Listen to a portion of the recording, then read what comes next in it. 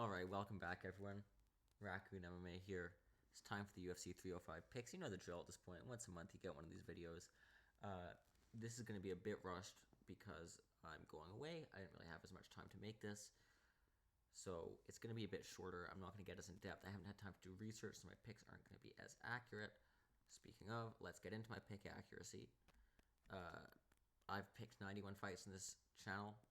58 of them have been correct. One of them has been a no contest. 4 of them, I believe, are robberies. This gives me a 64% accuracy, although if you count those robberies, that could bring me up as much, say 69%. I will also pick a method, by decision, by submission, by KO, TKO, things like that.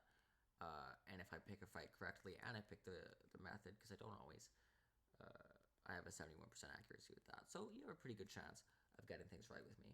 In any case, we have a really good fight card. The undercard, not great, but the main card, really, really, really good.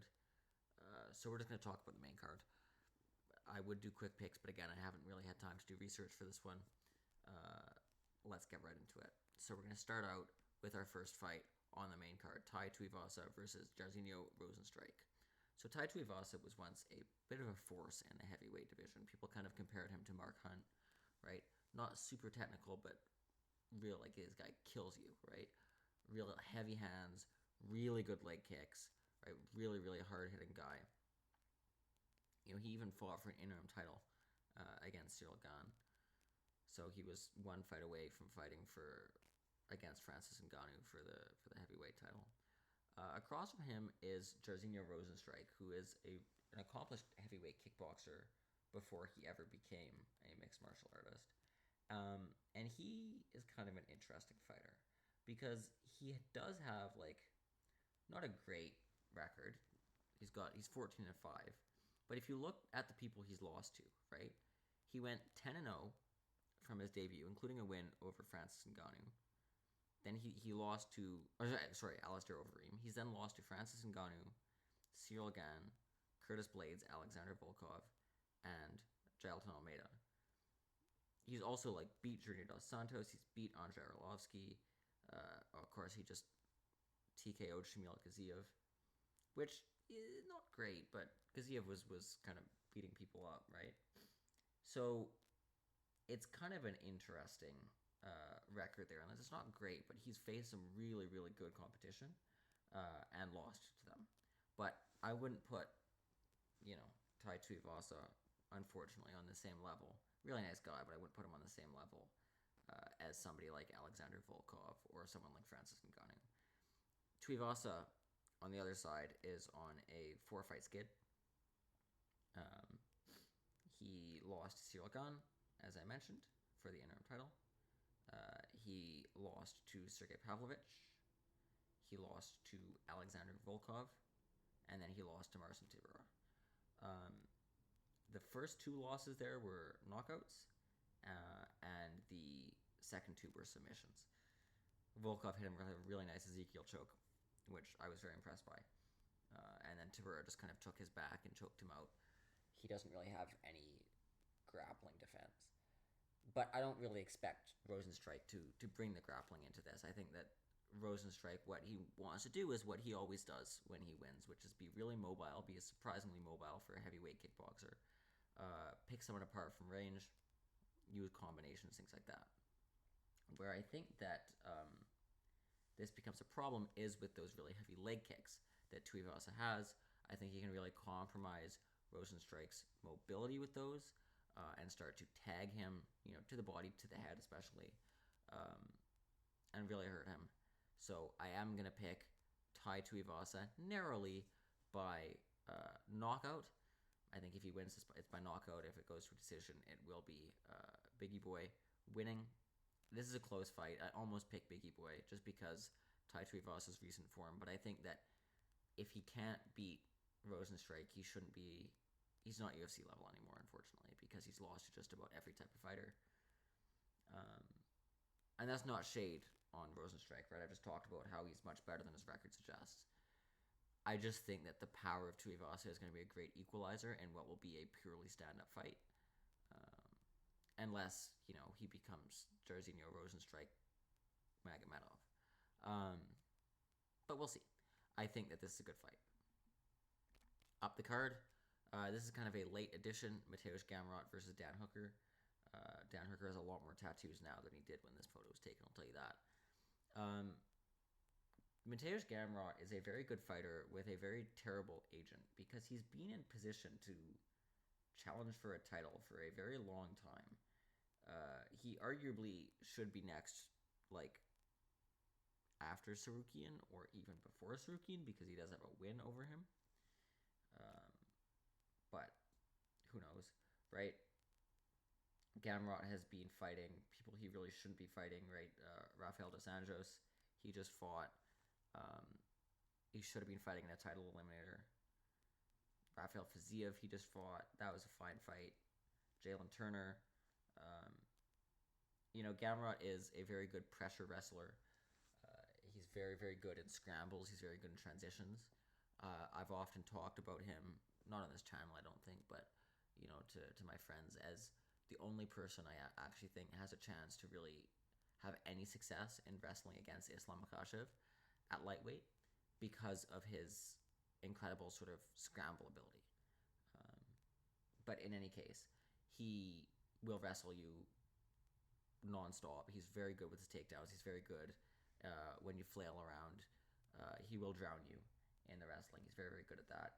If you want instant classics, like, go watch his fight versus Arman Sarukian. But yeah, so really good fighter. Dan Hooker, of course, is just a bit of a marauder, right? Like, this is a guy who swings. He's got a chin. A lot of fun, right? Real crowd pleaser in that sense. Everyone always remembers his fight with Dustin Poirier. Speaking of which, right? If you want credits for Gamrot's wrestling, Dustin Poirier's takedown defense against Islam Makhachev, that was Mateusz Gamrot. Dustin Poirier's ability to get back up against Benoit Saint-Denis, Mateusz Gamrot. In any case, I think that Dan Hooker has, like, no takedown defense. Obviously, he's very good on the feet, but Gamrot is also fine on the feet. Gamrot has experience against, like, solid strikers, right? Jalen Turner, he was able to beat. Jeremy Stevens, he was able to beat, right? I also think that Gamrot is going to be considerably bigger than Dan Hooker here, right? Like, Gamrot is a guy who has been successful before the UFC at welterweight. Hooker is a featherweight, basically, who went up to lightweight because it was better for his chin. So I think that what we're going to see, like, obviously Hooker's takedown defense is what it is, but I think we're also going to see that Gamrot's going to be considerably stronger in those situations than Dan Hooker.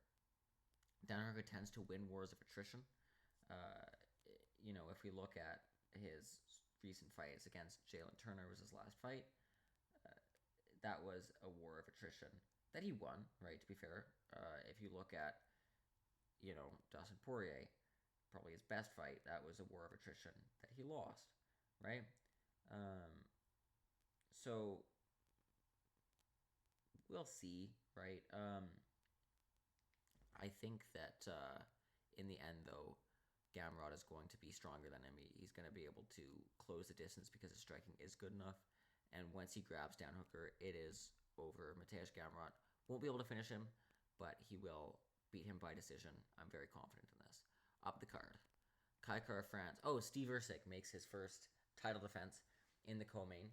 The rightful champion of the division, Steve Erceg, makes his first title defense in the co-main against Kai Kara France.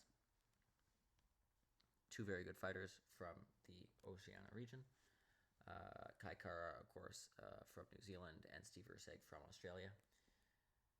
I just want to point something out, guys. So in Kai Kara's last fight, he lost to Amir Albazi in a very controversial split decision on June 3rd of 2023. 1 week after that, on June 10th of 2023, Steve Erceg filled in on short notice in his UFC debut to face David Dvorak, won. He then fought Alessandro Costa, won. He then fought Matt Schnell, knocked him out. He then fought Alexandre Pantoja in a 5-round fight, won, and got robbed. So, look, since the last time that Kai Kara has fought, Erceg has made his debut and fought 4 times. Hasn't taken a lot of damage either. My point being that Erceg has been super active. He's been, fighting against some of the best, by the way. Like, obviously, Pantoja is the champion. He's like the best in the division. And he actually might well be. I don't think there are many people in the division, especially now that Makayev's gone. Um, maybe Royval could make an argument for just having an off night. I don't really know. Tatsuo Taira will see. But Erceg has fought the best in the division, like Alessandro Costa even. Short notice fight, but that guy is probably one of the best unranked prospects in the UFC right now. You'll see what I'm talking about when he rises the rankings. That guy is so good. And Erceg beat him, like, fair. I think that where Kai Kara really struggles is in moments of chaos. This is where he gets caught in the striking, and this is where he gets caught in the grappling, right? Where he can get knocked out, where he can get submitted. Think about his fight against Brandon Royval. Great fight, go watch that. Or his fight against Moreno, right? Anybody who's either able to sort of create these moments of chaos is able to take advantage of it with Kai Kara. Erceg is not a super chaotic fighter, but he is somebody who, in the striking and in the in the striking, he's very creative. I always remember, like, his adjustment to bring those elbows into the game against Pantoja when he was kind of crashing in, right? Like, he's a very cerebral fighter in that sense. He's able to kind of find your weakness and exploit it, which Kai Kara is not very good at making those adjustments, I guess is my wider point. And in the grappling, Steve Erceg is such a slick grappler and so good, again, in those scrambles. So whether this fight takes place on the feet, where it probably will, or on the ground, I think that Steve Erceg has a big advantage. Maybe Kai Kara's got a bit of a power advantage, but Erceg seems like he's got a bit of a chin, because Pantoja was hitting him hard and he was taking it. I think, like, if this fight had happened before Erceg fought Pantoja, I would maybe pick Kai Kara just for the experience. But I think that, like, we've seen Erceg now, like, obviously he's gone the 5 rounds, but beyond that, like, he's struggled against adversity. He seems to think he lost that fight, which I don't believe. So maybe he's got a mental block coming into this. I think that's the only way that we can really see Kai Kara outclass him in any way, if he's just not really willing to fight. Because he shot that takedown against Pantoja, which apparently lost in the last round. But again, don't believe that. As you can see here, he is the champion. He's making a title defense against Kai Kara. In any case, I'm very confident that Steve Erceg wins this fight by decision. And we move on to the main event. Dricus Du Plessis versus Israel Adesanya. We've wanted this fight for a while. It's happening in a weird way we weren't expecting, with Dricus as a champion and Izzy as a challenger. Izzy is trying, of course, to become the first ever 3-time middleweight champion of the world. Dricus is trying to defend his title for the first time after winning it in a close but clear fight against Sean Strickland in Toronto in January. A lot of people have talked about this fight as, like, what version of Izzy is going to show up. Is it the Izzy that fights or the Izzy that kicks your leg in circles? But I think either Izzy is kind of a bad stylistic matchup for Dricus, right? Obviously, Dricus has answered a lot of our questions about his cardio and his output and things like that. Obviously, Dricus hits very hard. Obviously, he has very unorthodox striking that's hard to pin down. But I think that, like, part of his problem is that he's super reactive and super sort of, like, he moves weird. He's super reactive. And so I think if you can compromise his movement and get him biting on your feints, and this is the key, right? Izzy actually has to hit him, then you actually can find success against him. I think even Sean Strickland found that, but not enough to win more than 1, maybe 2 rounds.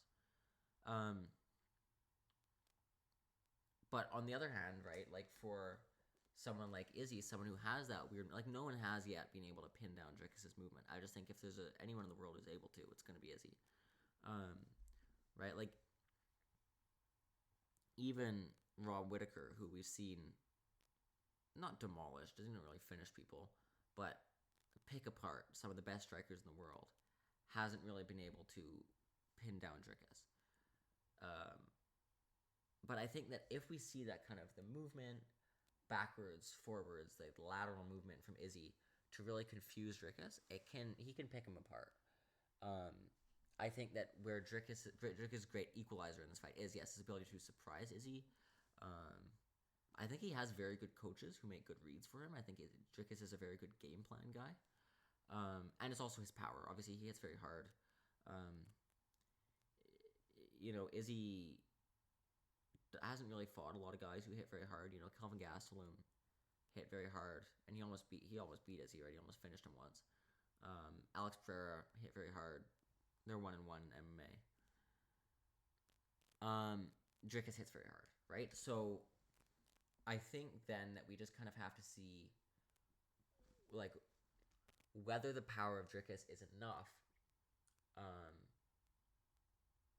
or whether Izzy is actually going to be able to start setting things up on him, and out moving him and out dancing him. Dricus has shown he's very tough. He's able to just kind of walk through things, and so maybe biting on feints won't be a problem for him. But I think that Izzy hits surprisingly hard for people because he hits you when you're not expecting it. So I am actually going to pick Izzy here narrowly. I'm not super confident. I think that this is a very easily winnable fight for Dricus. I think that Izzy could win this in an entertaining way or a boring way. But either way, I am picking Izzy to win by decision narrowly. I like both guys, so I'm happy for whoever wins and sad for whoever loses. Anyways, guys, that'll be it. Thank you so much for watching. Let me know what you think about my picks. Do you agree? Do you disagree? I guess we'll all find out soon enough anyways. And please do subscribe.